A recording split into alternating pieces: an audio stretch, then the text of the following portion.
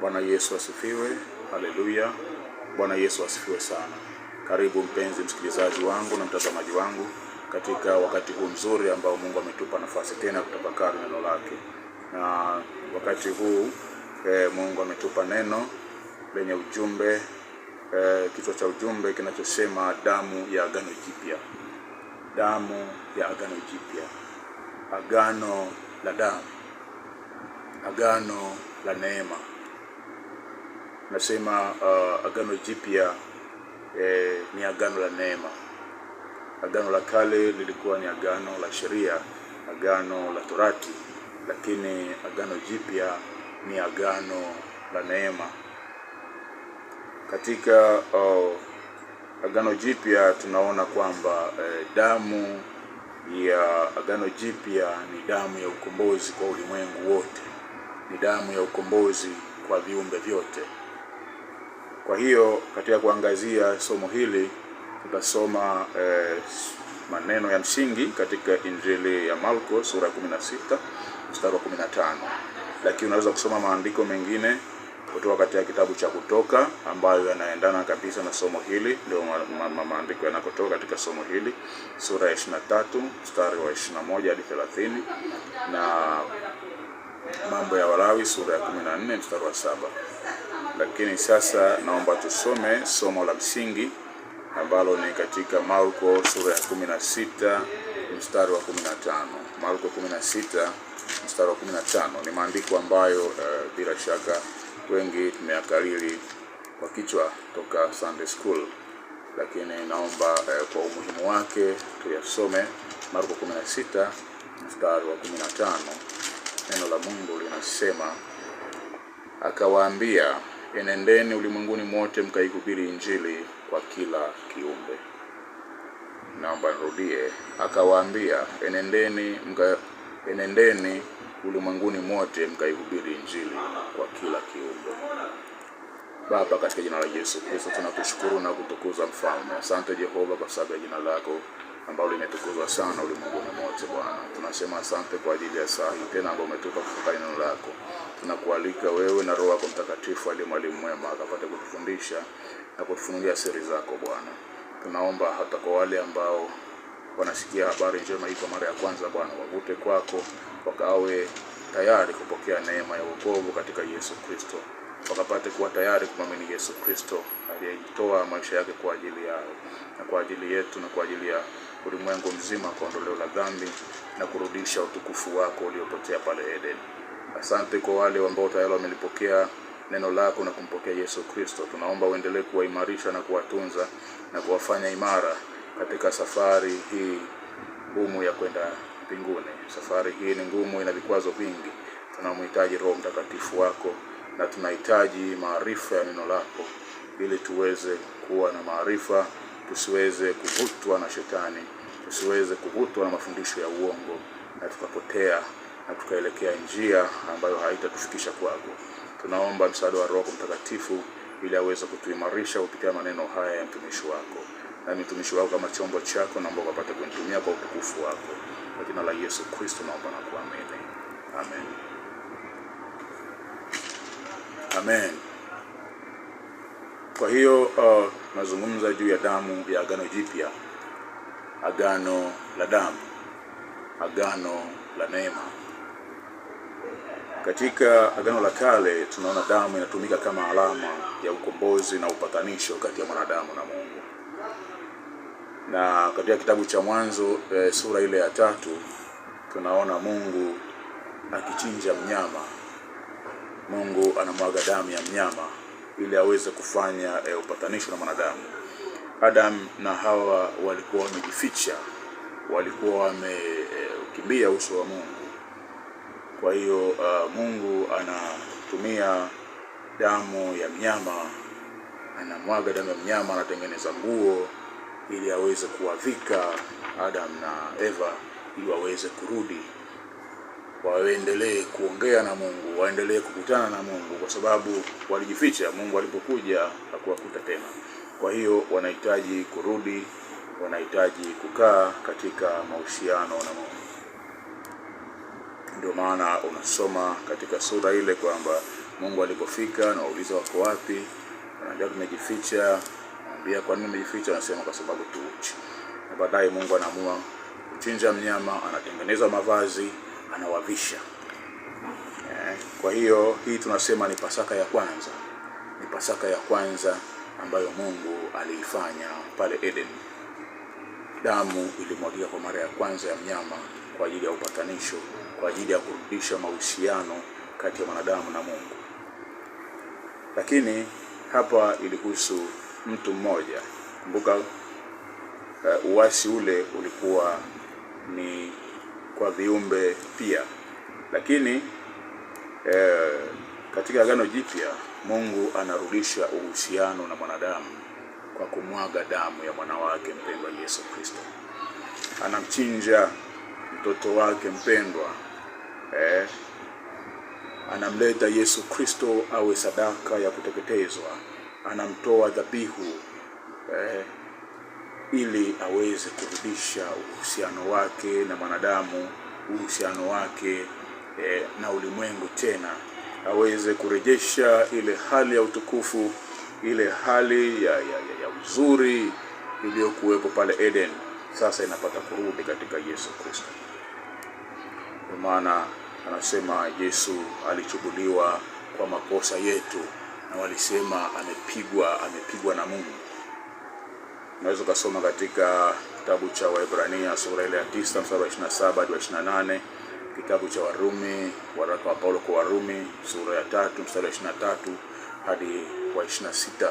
Unaona jinsi gani Paulo anaeleza juu ya tendo hili ya Yesu Kristo, kumtoa tendo la Mungu kumtoa Yesu Kristo kama sadaka ya kuteketezwa, kama sadaka ya dhambi, sadaka ya upatanisho, ili kwamba sisi tusiostahili tupate kuhesabiwa haki. Kwa hiyo katika somo hili la damu ya Agano Jipya tutaangazia katika maeneo 7 ambayo damu ya Yesu Kristo ilimwagika. Tutaangazia katika maeneo 7 ambayo damu ya Yesu Kristo ilimwagika. Na katika maeneo haya 7 ambayo damu ya Yesu Kristo ilimwagika, tutaona nini maana ya damu iliyomwagika katika maeneo hayo, na tafsiri yake katika kanisa la leo, na ujumbe gani tunapata sisi kama wafuasi wa Yesu Kristo, kama sisi ambao tuko katika lile agano la damu, agano la neema. Na ukiangalia katika Agano la Kale, dhambi ilifanyika bustanini. Pale bustanini Eden ndipo ambapo dhambi ilifanyika, ndipo ambapo mwanadamu alianguka. Na katika Agano Jipya Yesu Kristo alikamatwa bustanini. Ukombozi ulianzia pale bustanini. Yesu Kristo alikamatwa akiwa bustanini akiomba. Ukisoma katika Luka sura ile ya 22 mstari ule wa 40 na kuendelea pale, inaeleza kwamba Yesu alikuwa na wanafunzi wake bustanini akiomba. Alipokuwa akiomba, aliwaambia wanafunzi wake, kaeni hapa mkeshe muombe, msije mkaingia majaribuni. Kaeni hapa mkeshe muombe, msije mkaingia majaribuni. Tunaona walikuwa katika bustani ya Getsemane. Yesu anawaambia wakeshe wasije katika majaribu. Ni katika bustani ya Eden ambapo mwanadamu alijaribiwa na shetani na akashindwa, akaanguka katika dhambi. Kwa hiyo Yesu alipokuwa bustanini alijua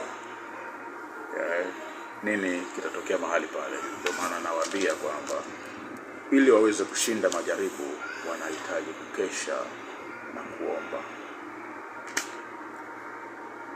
Yesu Kristo alisulubiwa katikati ya wahalifu wawili.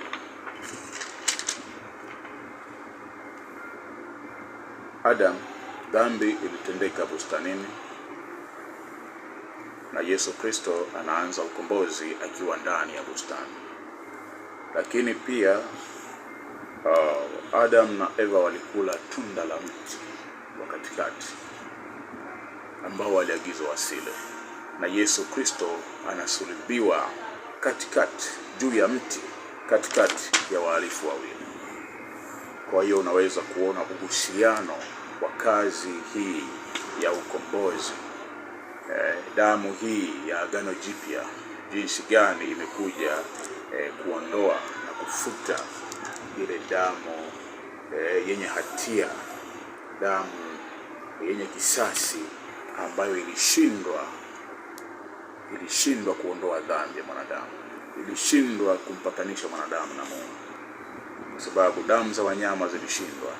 Damu ya binadamu ni damu yenye kisasi, ilishindwa kabisa, haikufaa kabisa kuweza kurudisha mahusiano yale ya mwanadamu na Mungu. Damu ya Yesu Kristo, damu takatifu, Yesu Kristo asiye na dhambi, Yesu Kristo ambaye ni mwana wa Mungu, Yesu Kristo ambaye katika maisha yake hakutenda dhambi.